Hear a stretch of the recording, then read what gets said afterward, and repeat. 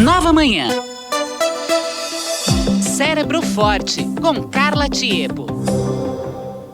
Carla Tiepo já com a gente aqui toda sexta-feira, coordenadora de pós-graduação da Faculdade de Ciências Médicas da Santa Casa de São Paulo, empreendedora em neurociência aplicada, ela que é neurocientista. Bom dia, Carla, tudo bem? Bom dia, Michele, bom dia, Nonato, tudo ótimo por aqui e por aí. Tudo Estamos certo. medalhando as mulheres, não? Estamos medalhando. A gente tá naquela expectativa da medalha de ouro ainda, né? Vai vir, daqui a pouquinho ela chega. Enquanto isso, vamos falar uma coisa assim, de que forma a neurociência atua no seu cérebro, por exemplo, professora? Muito bem. Eu estava agora há pouco ouvindo, inclusive, a fala da professora Maria Helena, muito apropriada, falando sobre educação infantil, a importância delas, os comentários que vocês fizeram. Eu quero aproveitar, então, e falar sobre o tema de neurociência na educação e na formação de professores, justamente sobre esse ponto de vista. Porque é muito comum as pessoas entenderem que o estudo sobre o cérebro, sobre o funcionamento ou desenvolvimento do cérebro, é fundamental para a compreensão dos transtornos ou distúrbios na educação.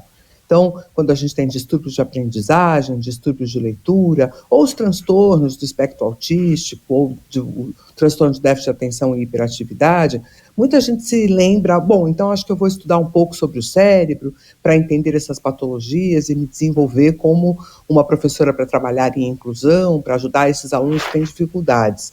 E a minha fala hoje é para chamar atenção para o fato de que todo o processo de educação pode se beneficiar do estudo do funcionamento e do desenvolvimento cerebral. E por que eu preciso falar sobre isso? Porque é muito comum a área da pedagogia, a área da educação, não compreender que os aspectos diretamente ligados ao desenvolvimento biológico do cérebro influenciam diretamente na aquisição das habilidades sociais, emocionais, cognitivas e também executivas.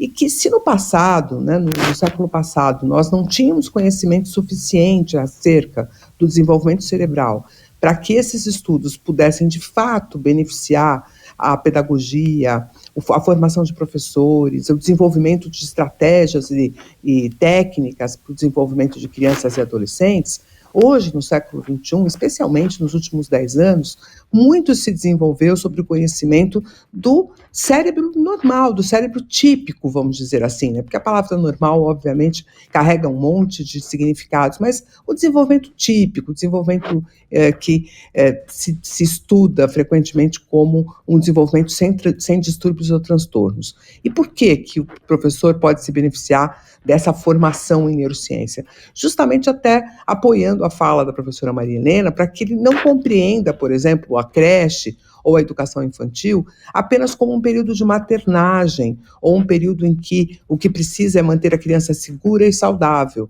porque muitos dos estímulos que vão desenvolver funções cognitivas e executivas importantes ocorrem nessa fase, especialmente entre 13 e 6 anos de idade, em que há uma verdadeira rampa de desenvolvimento das chamadas funções executivas do cérebro.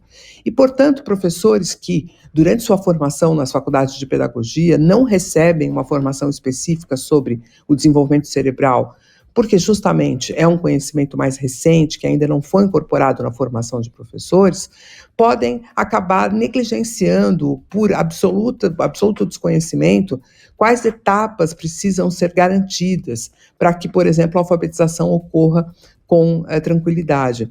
E a gente tem algumas experiências muito positivas na formação de professores usando neurociência, com resultados muito bons em relação à intencionalidade dos estímulos, sejam jogos, sejam as atividades de contação de histórias, sejam as atividades de início de leitura, que, ao serem dirigidas por um processo de conhecimento baseado no funcionamento do cérebro, podem ser muito melhor aproveitadas. Então, a minha fala de hoje é um chamamento, tanto para aqueles que são dirigentes nas formações de professores, como os dirigentes, né, governamentais desses processos de formação, que pensem na possibilidade de incluir de forma absolutamente estrutural dentro da formação de professores o conhecimento sobre o desenvolvimento e as estruturas e a forma como as funções cerebrais vão sendo adquiridas ao longo, especialmente dos primeiros anos.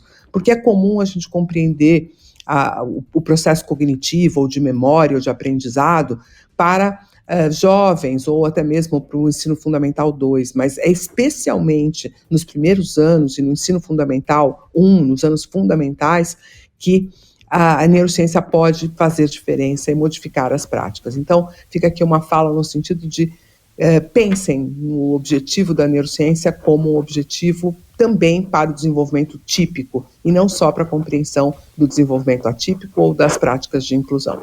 É nesse sentido que eu queria chamar a atenção hoje, porque a gente vê muita gente entendendo isso de uma forma como se fosse invasivo da área da biologia tentar discutir a educação, mas definitivamente o conhecimento sobre o cérebro avançou o suficiente para que a gente tenha boas contribuições a fazer, Michele, Donato. Muito bem. A Carla Tiepo está sempre com a gente aqui, depois também lá no nosso site o pessoal consegue encontrar, inclusive, mais conteúdo. A gente sabe que nesse horário tem muito professor, tem muito diretor ligado na Nova Brasil, indo para o trabalho, principalmente agora que as aulas voltaram na maior parte das escolas. E às vezes, não peguei pela metade e tal. Então tem sempre lá, a gente coloca no nosso site, novabrasilfm.com.br. No YouTube também, Jornalismo Nova Brasil. E se o pessoal quiser te achar nas redes sociais, te acha por onde, Carla?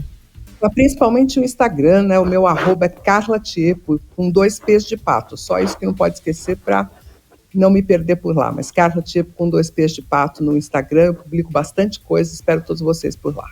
Muito bem. Obrigada, Carla. Bom fim de semana e vai Brasil. Vai Brasil.